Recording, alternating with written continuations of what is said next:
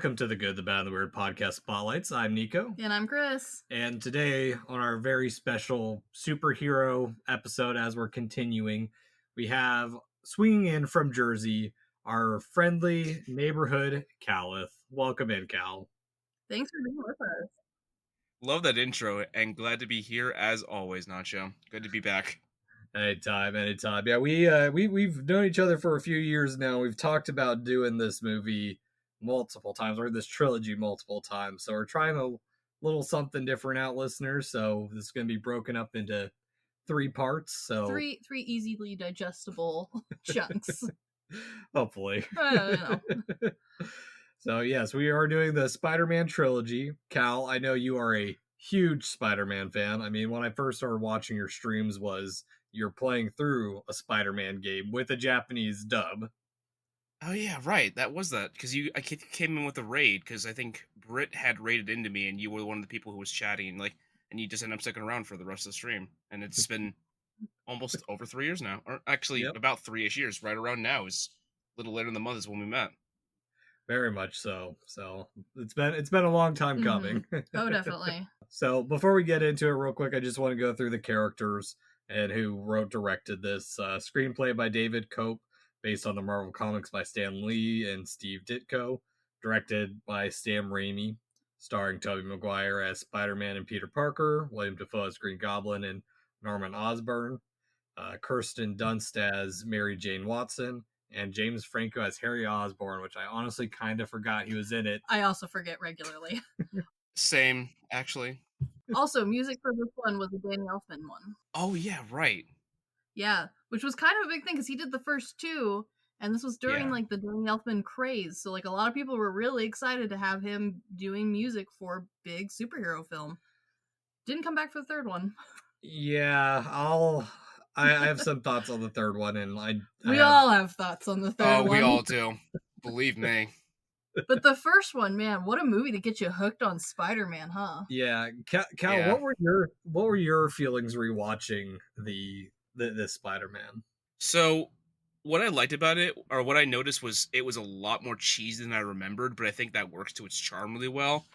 Because just Sam Raimi in general, just the way he is, and even looking back at his other films, they're not always 100% serious. If I know you guys have seen The Evil Dead, and it's incredibly cheesy with what they've done with it, so I noticed that a little bit more product placement than I remembered, because I never really looked around for any of the brands, and I'm like, wow, that's odd, that's appearing, and there's another, there's multiple scenes where I just was taken back by it, but I think for the most part it's aged well, and I think it definitely set the template, I think, for modern, or I guess I want to say the 2000s era for Spider-Man or superhero films, because I noticed a lot of them were kind of following the same track of what they did, but just doing their own take on it. So yeah, and that's one thing that we talk about with X-Men in our last episode, that just X-Men came out 2 years before this, and so we have X-Men to really start pushing it forward, and then I think Spider-Man is how most of us remember it. But Chris, what were your thoughts rewatching? Tobey Maguire, probably my favorite Spider-Man, and so I was really enjoying rewatching it, coming back to watching his performance for the first time. Mm-hmm.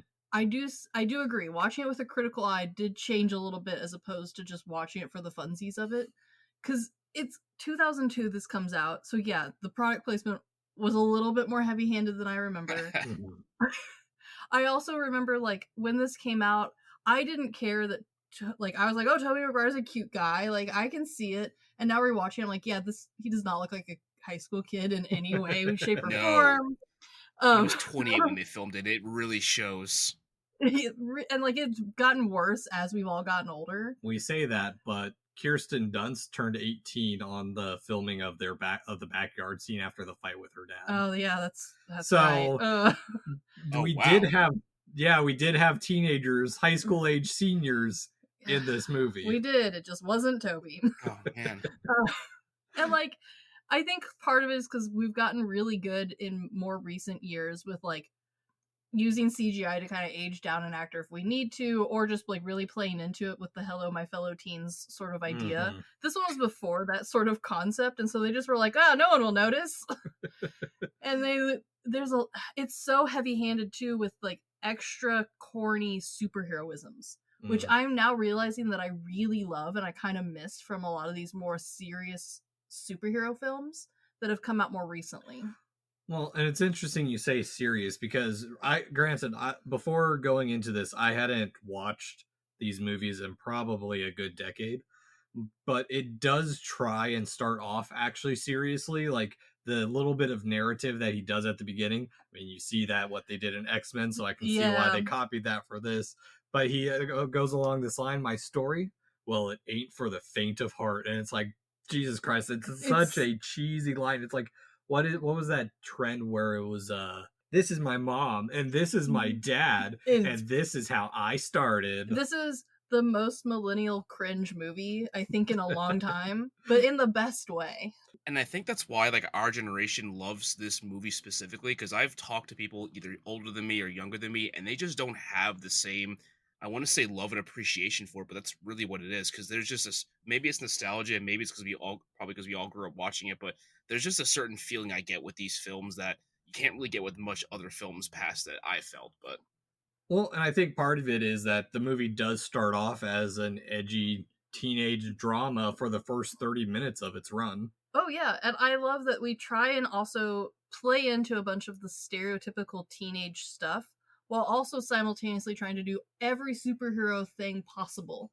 And just the two of those things really carry the most of the plot for the first half of the movie is just antics. And it's kind of fun. Well then, Cal, is it that high school drama that is a little nostalgic and charming? Is that kind of what you were thinking about? Or I think that, but also the fact that this was us kind of seeing the world a little bit as kids, because when this came out for me, I think I was about 5 years old, so I was kind of seeing how the world looked for in this, and I just kind of remember that's how I thought the world would be like. And obviously things have changed, because when you get older you realize that that's not always how it appears to be, and adulting is also something you don't really think about because you can't really experience it as a kid. So there's a lot less underground fighting rings for me to join last minute than this movie led me to believe.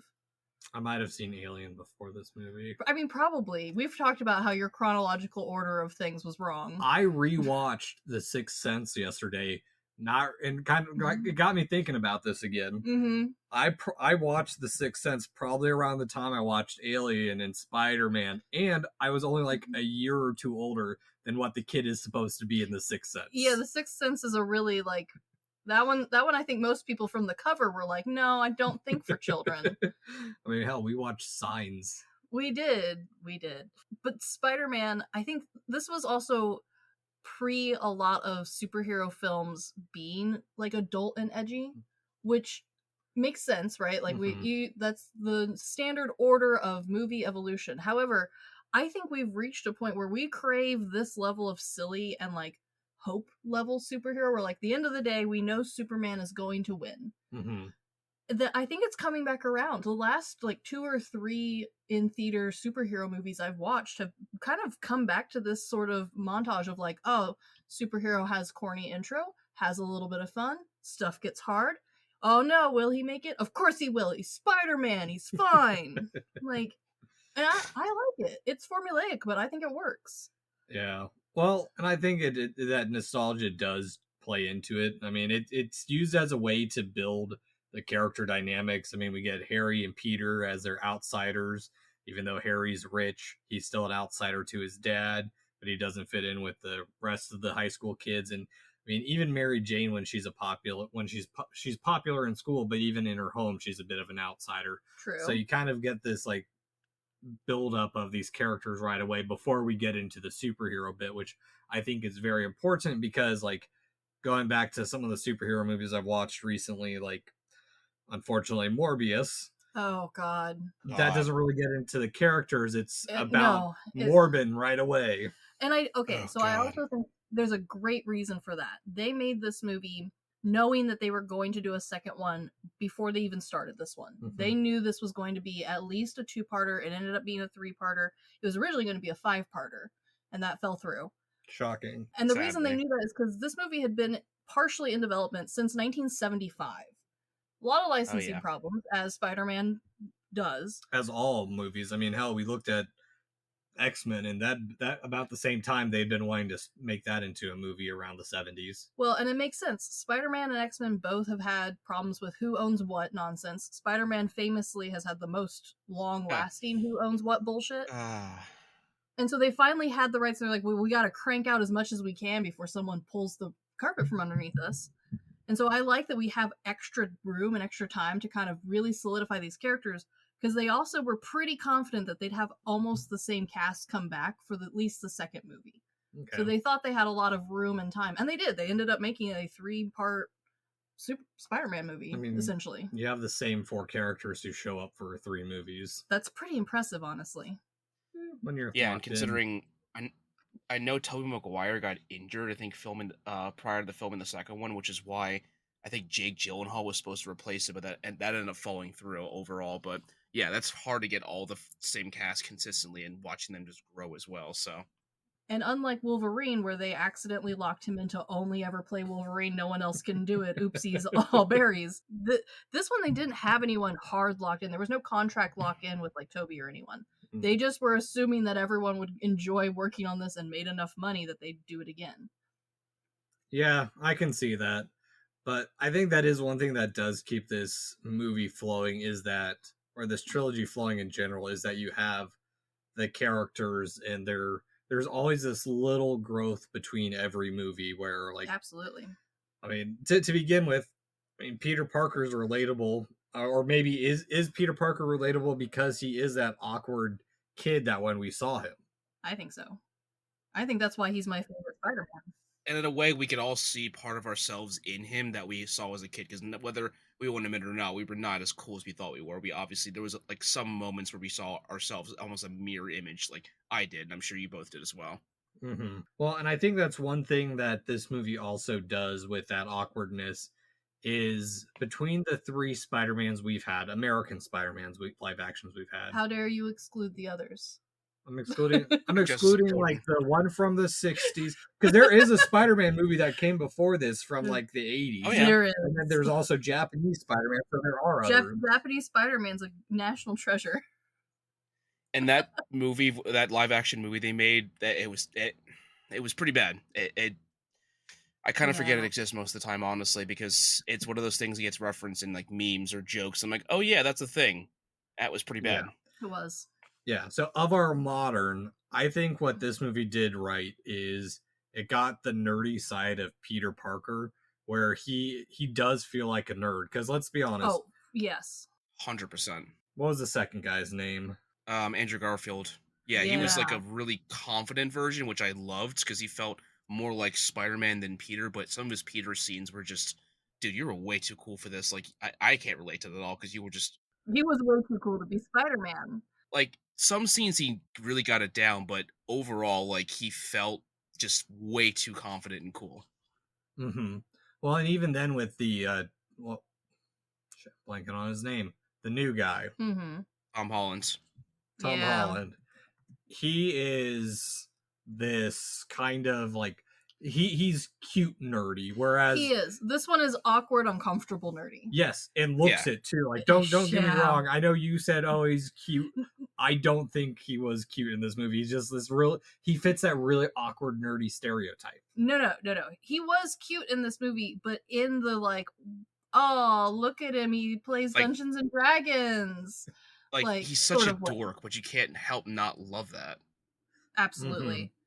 Exactly. And that's the thing I think that this movie gets correct. I mean, even with some of the stupid stuff, like him with the webs and the trays trailing behind him. Yes. Very high school, typical lunchroom drama bullshit. But like no one notices this or like puts 2 and 2 together. I said the same thing.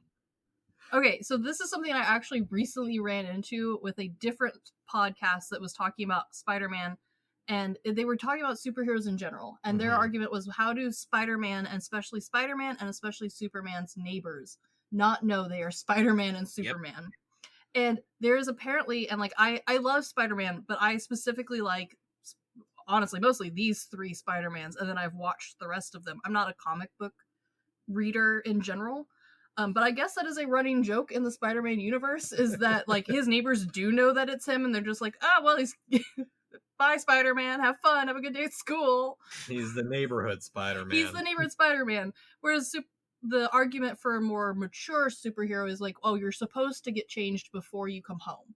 On the way home from saving the neighborhood, you get changed. But Spider-Man's a kid. He's a teenager. Of course he forgets and just is coming in through his New York apartment bedroom window. Of course half the neighborhood knows it's him. It's fine. Yeah, but even then, like outside of Parker himself, Aunt May and Uncle Ben, on rewatching this, I don't know if you felt this way, Cal or Chris, but they felt like weaker characters than what I remember them being. Well, Uncle Ben, I don't need to be strong. I just need him to be dead. So there is that.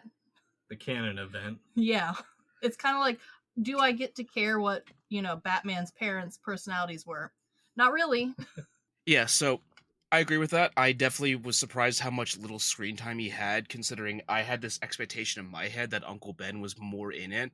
And then when he just kind of dies, I want to say it's about like an hour in, he's dead. And I was taken back by that fact because, like I said, I just remembered him being in there a lot more frequently than I thought. But I realized the entire trilogy, there was just a lot more flashbacks to him later on, which is a lot more like in passing they reference him, which is probably why I remember that. So, and then I kind of agree with you about Aunt May because they didn't really do more with her until really the second one when they had more heart-to-heart moments between two of them, I found.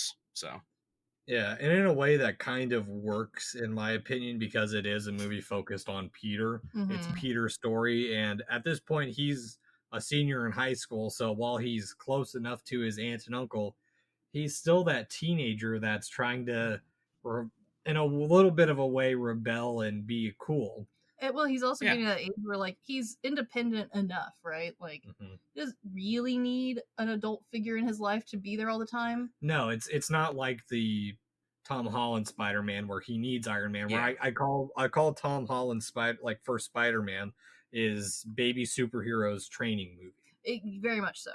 Yeah, and I mean, at a point, like, he really does show like he's almost about to graduate school versus Tom's. He was mostly and still was in high school until the end of No Way Home. They kind of show that he's doing other things to get his diploma, but this is one where he is trying to do his own thing for the most part. Like, he even says before he goes to the wrestling matches, like, stop lecturing me. I'll figure it out on my own. I will, and I want to do that my way instead of having you guide me through this. So, yeah, well, that's one of the lessons that I think this movie tries to do, but I think it ends up being a little bit more comedic. It's like, remember, kids, trying to be cool gets your uncle killed. I mean, yeah, kind of. I will say though, this one, and I remember when the slow age regression of Aunt May has been something of a topic since this Spider-Man, because this one we get a very adult Aunt May. She might as well be his grandma in some instances and some scenes. And we've just slowly de-aged Aunt May until now she's the cool aunt.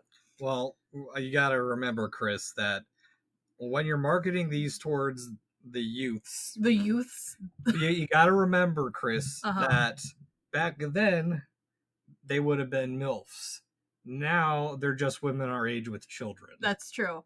However, I still argue that the aging of Aunt May has happened. No, I agree. I don't think it's necessarily a bad thing. Well, it makes sense because it's the way she was drawn in the comic. She was meant to look a lot older, but at the same time, your aunt doesn't have to be someone who's almost your grandmother's age. Like, it just doesn't make practical sense. But at the same time, nobody really ever questioned it in the comics until, I guess, really the movies when they decided to make them younger. Like, in this Amazing Spider-Man series, they chose Sally Fields, who was, like, I think near the same age as Marissa Tomei, but she just didn't look super old. She just looked like a normal person at that age. So, and I always have wondered if part of the de-aging of Aunt May, and I think the first time it was just it happenstance that the actress didn't look as old as first Aunt May, but I do wonder if part of the lean towards much younger Aunt May has something to do with how well received Big Hero 6 was. We're having like a significantly younger, cool, trying to keep it together. Like, there's a lot of similarities between Big Hero 6 and Spider-Man. And I think a lot of people drew the conclusion, and I do wonder if maybe in the casting room they went, that movie did really well, and a lot of people really liked the aunt in that movie. What if we kind of make her the same? Not saying they did. I'm just saying there's a similarity. I can kind of see it because that makes a little bit of sense. Because, I mean, they're really... Because Marissa Tomei comes off like she's way too young in in the Holland movies, and it's one of the jokes they even make in the very first one, where Tony keeps trying to hook up with her the whole time. He keeps saying, "Wow, and you're an unusually attractive aunt." So That's true. Though it is also Tony Stark, and I think maybe would be attracted to anything with 2 legs and tits. Or pretends to be. that's true. Yeah. So then on the subject of attractive, Mm-hmm. what do you think about everyone in this movie pretty much being sweet on Mary Jane? It's a little weird now that I'm an adult. I'm not gonna lie. Yeah, because like there was really no other women in that movie that they cared about besides only her. That's something I noticed in this watch as well. Like Flash was into her, Harry was into her, even Norman was kind of creepily into her on some scenes. Peter, obviously, I never actually really put 2 and 2 together about that until this watch I had Friday. Yeah, well, the one thing that I thought when rewatching it for this is that the way she's used as a plot device is, while she's kind of this ultimate goal for Peter Parker for part of the movie, Sure. she ends up becoming this tool for like this tool between other characters to enact their revenge and whatnot, because Mm-hmm. the way Harry ends up starting to date her, it comes across more of like he's taking his frustrations with his dad liking Peter more than him out on Peter by starting to date the girl that he knows he has a crush on, something that things that he has no control over. This is something he has control over. Yeah, and I do think that some of the plot devices where she's essentially the only character that's like making something happen, it makes sense, but also I do wonder if maybe we had any other women under the age of apparently 60 to 70 for Aunt May in this movie, if we couldn't have like maybe spaced out some of the other like dialogue to literally any other woman. Yeah. But like that's also part of the superhero problem. This is like a well-known and talked about phenomenon in superhero movies. You're so focused on the superhero, whoever that might be, that you're kind of really limited on background characters, and then you get really limited on potentially like women actors, because like, well, you've only got so many background characters, and most of your bad guys are going to be also a dude fighting your superhero dude. Mm-hmm. So it kind of leaves you with one girl who's by default the love interest, and she has to fit everything. Yeah. And it just kind of happens that way. Yeah, and I mean, you talk about that, and I've still seen, because I didn't watch Endgame until quite a bit after it came out, but like even then, during the final battle with Thanos, where everyone's being badass, they have to take a specific moment to call out the female characters to have that moment of she's not alone, and it's the entire cast from this entire battlefield is lined up ready to like girl power, and I'm like, piss off. Well, it piss off, but also like I kind of get it. I do, like, but it's so poorly written. It was terribly written. It was and like, I love the idea, just horrible execution as well with it, because they could have done so much more with that scene, but they didn't. Well, and especially with knowing, because by this point, 2002, when Spider-Man 1's coming out, the Marvel Cinematic Universe was really just a bunch of nerds being like, hey, did you know Stan Lee's in a handful of movies in the background? Like, let's watch all 6 of them. Mm-hmm. It wasn't the epic, mind-blowingly large like enterprise that it has become. And so when it's just Mary Jane in this movie as like the only female in the entirety of New York City that Peter Parker talks to who's under the age of 800, like it feels fine. And it's like, well, yeah, this is just like a superhero movie, whatever. And then we get to peak Marvel, right? Where we're talking about, the battle scene where we've lined up every woman that we've hired ever to prove that we have women on the team. Well, at that point, our expectation is significantly higher because you've had how many movies by that point? Your budget's how large at that point? And we haven't we can't write anything a little bit more clever in. Like, you have a giant writing team at this point. You have the CGI power of Jesus himself. Well, and I think there's a little bit more to that, Chris, and correct me if I'm wrong, Cal, because my knowledge of superhero movies is a little bit more limited, or superheroes in general. But with this one specifically, and comparing it a little bit to X-Men, in this one we have 2 super people. We do. Compared to like X-Men that has much more opportunities for the female characters to be powerful, because how can you really be powerful as a normal person next to a dude who shoots webs from his wrists? No, I'm not complaining about X-Men, and I will never complain about X-Men. No. It's the rest of the Marvel. It's pretty much every Marvel enterprise that has not had licensing hell like X-Men or Spider-Man. Mm-hmm. Because even eventually Spider-Man universe wraps around and shows that, oh, well, there's a Spider-Man for every instance. Every thought of every version of Spider-Man lives in some form. Even weird pig Spider-Man. And I'm like, okay, cool. I'm glad like we eventually got around to it, since you have the budget of God and like the unendless timeline. Sure, we like Spider-Man, we eventually get around to it. Spider-Man even gets 2 friends eventually. Wow, 2. He has 2 friends in this, MJ and Harry. Yeah, one of those ends up being his villain. That doesn't count. No, they become frenemies. Yeah, that doesn't count. Yeah, it does. No, it doesn't. Cal, does Harry count as a friend? I don't. I mean, if we're I using think it it's as the fair. loose term possible, I guess I could say he was a shitty bad friend. He wasn't a great friend, and they kind of were frenemies. But in the simplest of terms, yeah, he was a friend. But at the end of the day, not a good one. Or was he a good friend, just his dad was an asshole? Well, his dad is an asshole. However, he's maybe my favorite actor in a Spider-Man movie. He's so perfect. He really was. Like, he took that role and just went so hard with it. And the fact that was my introduction to Willem Dafoe. And everything I've seen since then I've compared, because he brings 100% to everything. Even if it's a bad film, like, he was Ryuk in the Death Note movie. And of course, he was Yes, he perfect. was. That movie was dog shit, but that he was absolutely perfect, like he is in everything he's done. So, And I would argue that he makes a honestly incredibly goober goofy bad guy into something that's believably villainous. Terrifying. Because, well, also, I think it helps that almost all the scenes of the glider is actually William Dafoe. It's so cool Yep. looking. Like, and I he kind did, of love like, that. We need to bring back more wires into Hollywood. It looks so cool. well, against a lot of people's better judgment is why he did it. But Well, yeah, no, we're glad he's still, not broken any legs or anything. Mhm. But it looked so cool.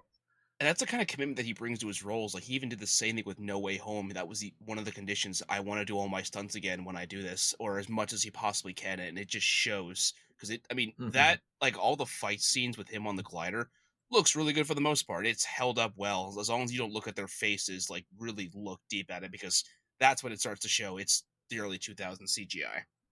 Yeah. Yeah, or is it this one or is it the next one where Spider-Man swings away with MJ and she's clearly hanging on to a dummy? Oh no, it's this one.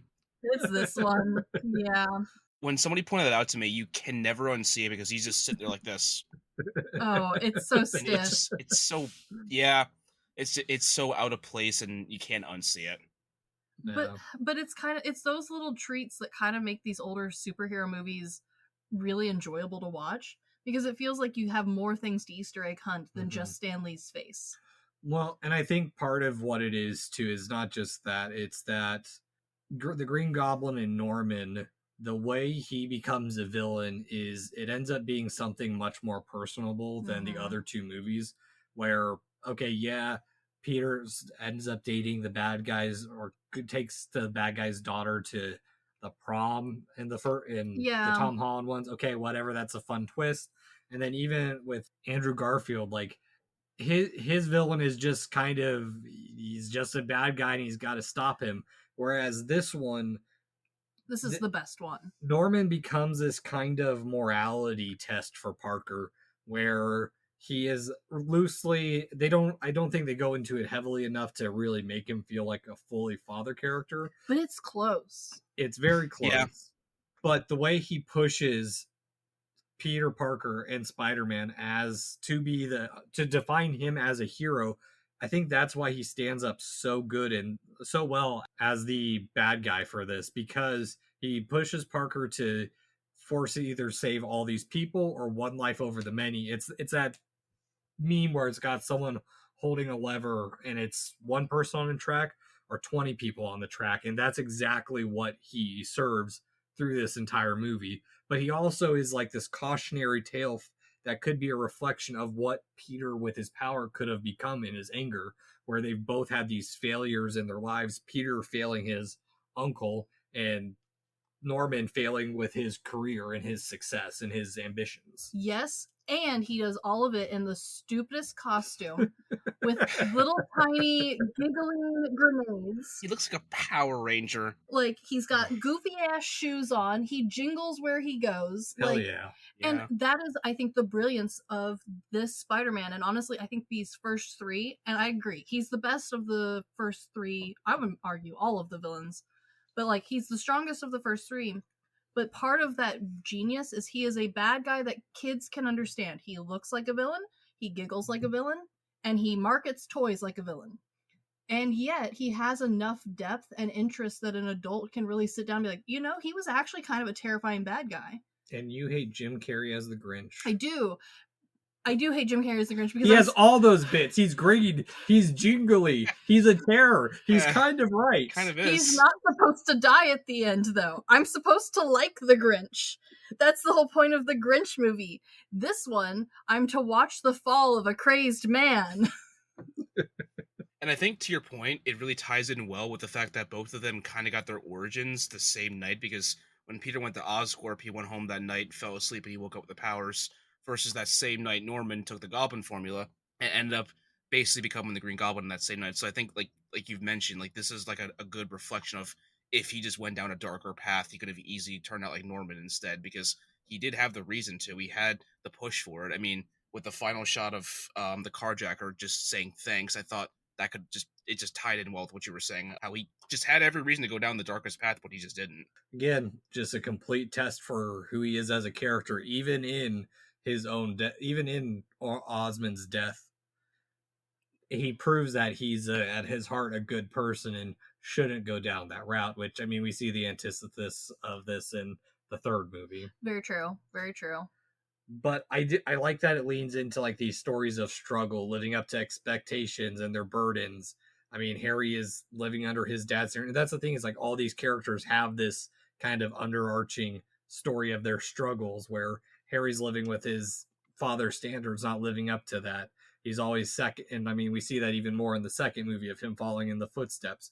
Mary Jane's expectations of excusing an abusive home and not living up to her own dream. I mean, Norman and his company, obviously, and Peter originally not fitting into what he thinks is what he wants, but then finding himself in living up to his uncle's expectations. And I love that this movie wraps up at the end, like, not just in a hooray, Superman won, or Spider-Man won, the bad guy's been vanquished. And we do get these little, like, oh, you're right, these characters haven't truly, like, fixed all of their problems, especially, like, our side characters. Some of them now have more problems, one would argue. But the movie ends in such a nice, conclusive way that when this movie came out, we were not privy to the knowledge that a second one was immediately coming out. Like, it only took 2 years for Spider-Man 2 to come out.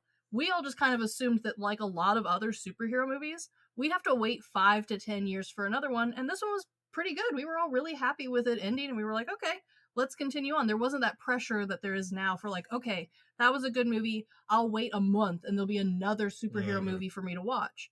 This one, we finished it, we all loved it, and then we were tickled pink that there was a second one coming out. Almost like, I think advertisements started a year before it actually came out, and we were all like, oh hell yeah, more, and the same guy. It wasn't an expectation to see more, which I think adds to this, like, excitement and fun that the first three held. Or just the fact that they didn't really try to, like, sequel bait. Like, I look back at some of the older superhero movies from that time, and while I really enjoy, like, this about to mention, it's sequel baited. Batman Begins to the scene at the very end where you have Commissioner Gordon talking to Batman. I don't remember the exact conversation, but he hands him a card, flips it over, it's a Joker card, and that kind of just immediately set up a sequel. And from what Christopher Nolan said, he wasn't trying to set up a sequel, but like, yeah, you kind of are, because this ended and it could have been just a good standalone as it is. You have the final swing. We kind of know he's going to continue to do what he's doing and try to save everybody, but really, it kind of ends fine, but it didn't beg for more. It didn't need to overstay its welcome. So if it happened, it would have worked. If it didn't happen, then I think we still would have been satisfied. But obviously, like Chris said, we got marketing within about a year, and I remember seeing all the marketing for it on TV, or just all the toys and stuff, because that Spider-Man sold like hotcakes for toys at the time. Holy crap. I think I still have some of the toys from back in the day. I was in Germany at the time, so I Right. remember the toy market for this movie specifically was freaking hot. And Oh yeah. it and more so than I think modern, and I mean Spider-Man has always been a hot market for kids toys. He's, I mean, posable action figure, and he shoots webs, and he's friendly. and he's friendly. So like of course Spider-Man has always been like a pretty easy sell and a pretty easy thing, because like as someone who has some product design background, it's easy to see how like I would watch this movie and as a designer be like, okay, we're gonna make one that shoots webs. Maybe we can get a mask for the kids. Like you can pretty quickly and easily be like, all right, here's like 20 items we can prototype and put out by the end of the week. The thing that makes this one stand out is not only was Spider-Man marketable, Green Goblin was crazy marketable too. He had a ton of toys, a bunch of masks. I remember having them. Oh yeah, and more so than I think I would argue most superhero villains do. Just because he's such a cartoony looking character. I did have Spider-Man silly string. Hell yeah. Hell yeah. Man, I remember having those too, actually. But that's a good point, because I remember a lot of the toys that I remember seeing back in the day.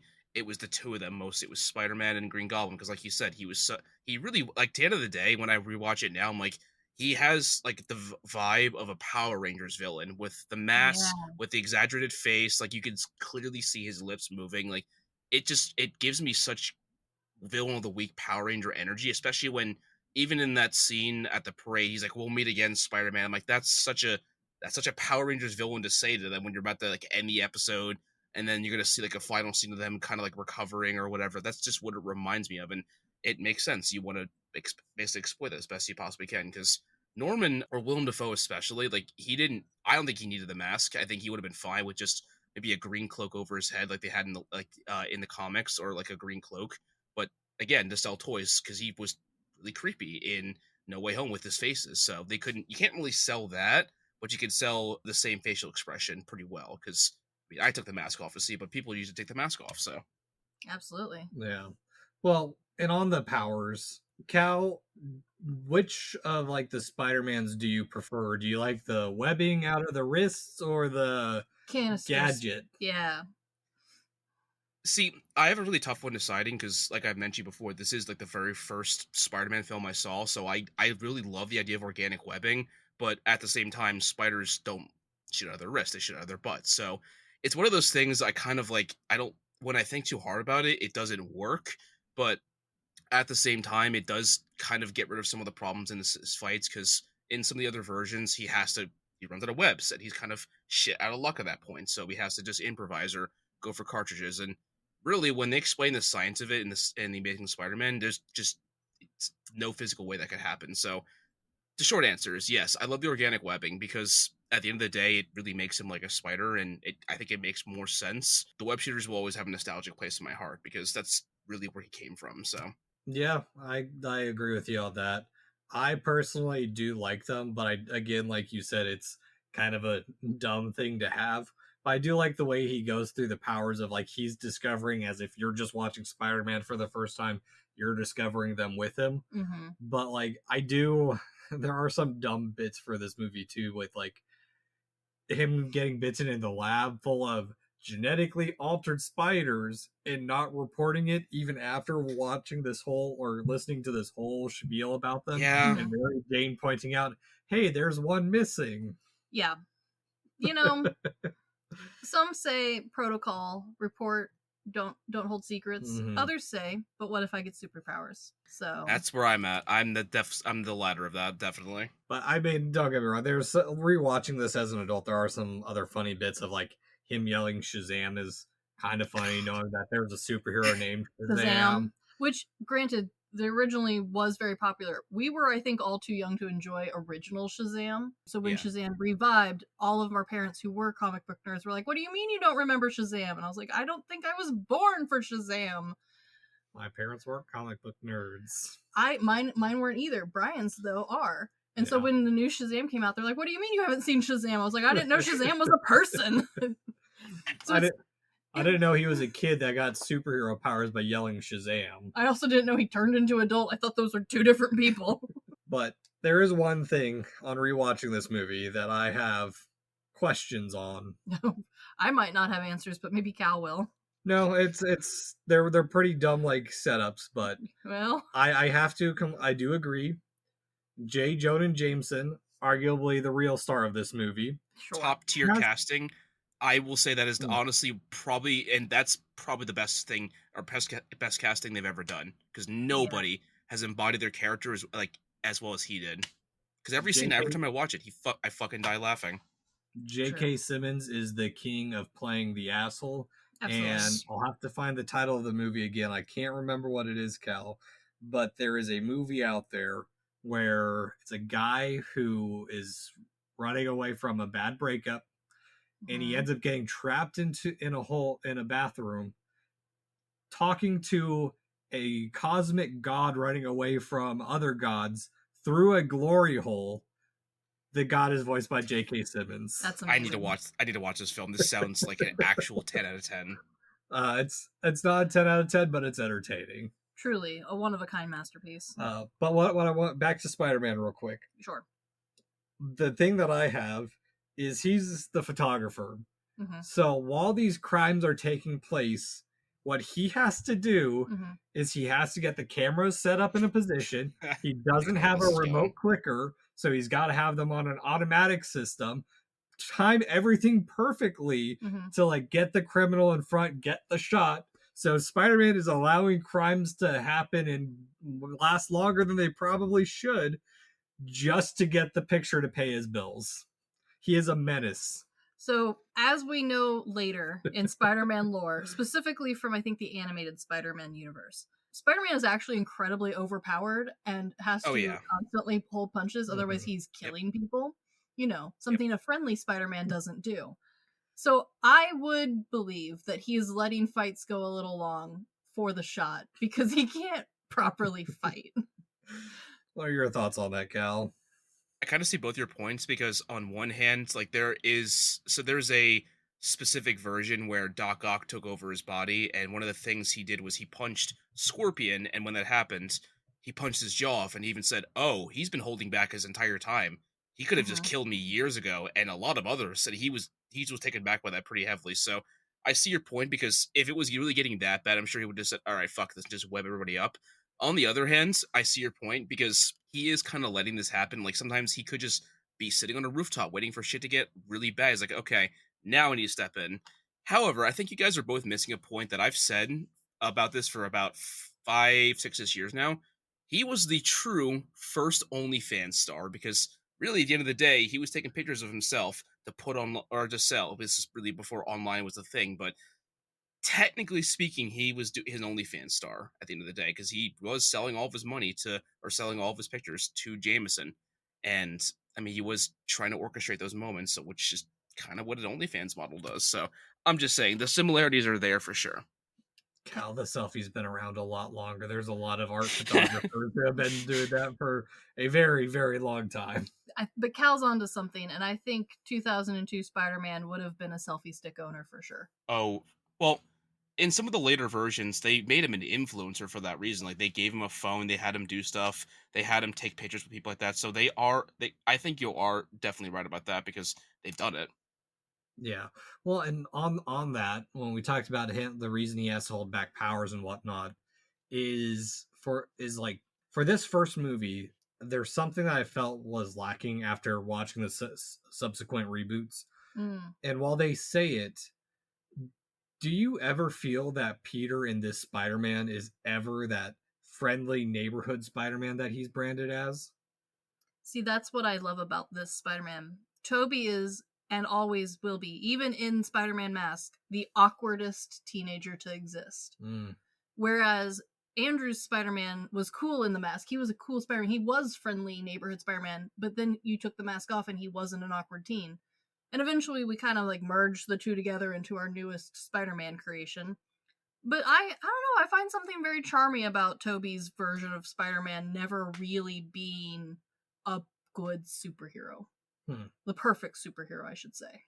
I like that the take on it, because at the end of the day, like the powers really didn't make him a confident guy. He's still the same awkward nerd that he is. Like there's several scenes throughout the entire trilogy where people are talking to him. He's like, "Oh, okay," and then just kind of acts really odd about it, because he doesn't really know how to process it. Because at the end of the day, it gave him a little bit of confidence, but that guy is still there deep down. Like even in the very beginning when MJ slips on the stuff on the floor, like he still doesn't know what to say because he's getting the confidence. He just doesn't fully have it. So I like that take only because he like even on this rewatch, like he's such a dork and he's such so odd about it. Like there's so many moments where he's just acting like a dork, and that's kind of why I think his version will always really remain true to all. Like we'll all end up loving because, like you said about Tom, he's just a cute, adorable version of him because he's so baby faced.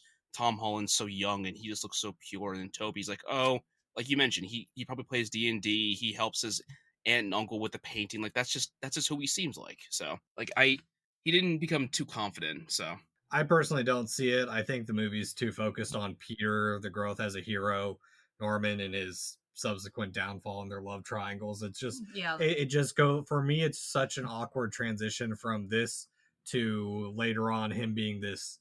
Everyone knows who he is. Like by the third, it takes up to the third movie for everyone to like be like, oh, he's not just some weirdo in a mask. He's this iconic character, and such a hard leap for to that I don't think it works as well. But that's another thing I will say is with superhero origin movies is that while everyone complains about like the Fantastic Four reboots of oh they don't need a new origin story, we've seen this 20 times, I have yet to see someone complain about a Spider-Man reboot. They weren't originally supposed to get to complain about a Spider-Man reboot. There was originally only supposed to be this series of Spider-Mans. And again, there was supposed to be 5 of them planned. And unfortunately, at the beginning of writing and getting together Spider-Man 4, some stuff happened and Raimi backed out, and then everyone else pulled out, production pulled out of it. And so instead, they were like, well, Spider-Man's making us a shit ton of money.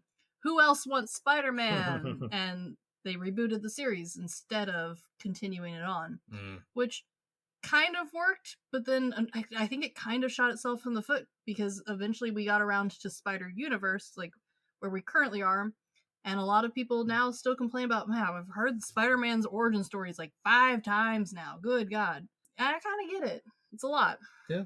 Well, when you really think about it, besides only the really I call the core 3, Superman and Batman, we've seen the origin done to death by now. We've seen it all. Like at the time, like Chris mentioned, this was really the first time we kind of saw it because so as I mentioned, this was the first movie I actually saw in theaters and I just saw in general. So I had a lot of love for it. So I went back and found older shows for that reason to rewatch. But like most people, this was their first introduction to the character, so they didn't really know what to expect. So it wasn't in their best interest, I think, to reboot it that fast because when you look back on it, it was only about 5 years from Spider-Man 3 to the Amazing Spider-Man, and that was not a lot of time just to give people just to let it not think about it for a bit because they should have waited longer. But at the end of the day, Sony didn't want to wait because they saw a winning lottery ticket and they wanted to cash in on it as soon as possible because the first 3 made a lot more money than I realized when I looked at the box office and adjusted for inflation. They did remarkably well. The first one was at the time of release, it was the single most successful superhero / comic movie of all time, outperforming even X-Men. I can see that. It's a little bit more family friendly than X-Men. And also, I mean, the director was well known. The starring actor was very well known. Like this, it wasn't a secret of who anyone was. Unfortunately, X-Men kind of had one big name to like really throw at you, and then you kind of had to Google everyone else, and that wasn't as easy back then. I mean, Patrick Stewart coming off of Star Trek. Yeah, let's not lie though. We weren't there for Patrick Stewart. Fair. Something else that I wanted to elaborate on that we kind of touch upon, but I really love that this specific has so much cheese to it itself, but not just the cheese itself, but it has so much Sam Raimi charm to it because firsthand, Bruce Campbell, makes a cameo every film. I actually love the Bruce Campbell cameos. I love that he was the announcer and that entire whole scene with him just trying to get the money because one, that suit, while I loved it as a kid, look at it as an adult, I'm like, that looks like a costume my mom would have made for me as a kid, saying, I want to be Spider-Man. Like, well, you can be the human spider. Here, take this. It's so cheesy and just so bad at the same time. Or all the little things that you see throughout the entire film, like when he gets his suit for the first time and he really makes it, you see all the interviews with the New Yorkers and just, again, the cheese, because you take it to one of the singers singing one of the old 60s songs. And I kind of love that about it because we really don't see it anymore, like you mentioned, Chris, because I've been thinking about that. a lot of either they're very serious and dark, which we don't need to have, or they make jokes, but they don't lead into cheesiness. They just lead like to really good jokes and good delivery. And I love that Raimi charm is just there that really you don't have with other superhero. Even in like when he made Doctor Strange Multiverse of Madness, the newest one, there was no Raimi charm there at all, and I kind of missed it actually. And I get that. So then, Cal, with the start of this trilogy, on a good, bad, weird scale, what do you rate this? I definitely rated it good because it still holds up well. I think it definitely kickstarted this trilogy in a great direction because it was not perfect, but I definitely could see the good foundation they laid down, and just seeing it got better from here. And well, I love Spider-Man 2 more than the first one, so they did good with this, but I could see where they needed to fix things, and I'm glad they did. They doubled down and fixed the next one. But you too. What about you, Chris? Oh, for me, this one's just good. I know where the series can go. I know where it does go. And even though it's got some issues, and yeah, we got some weird stuff to look at now, unfortunately, it's still good. I don't think it's bad enough to have any bad in the title. Yeah, I give it a good. I think it's a solid start to the trilogy, but like we've all said, there's rewatching it as an adult, there's a bit of nostalgia to it that I think carries over, and I think we try and tend to overlook some of the, I won't say glaring issues, but some of the rougher edges for an initial superhero movie that we get to see polished out in more recent years. Absolutely. This is end of part one. Hang tight, listeners. We are doing something a little different, and we're going to be breaking up into another review for Spider-Man 2 if you didn't catch it in the first bit. But this has been the Good, the Bad, and the Weird podcast spotlights. Thanks for listening. Peace.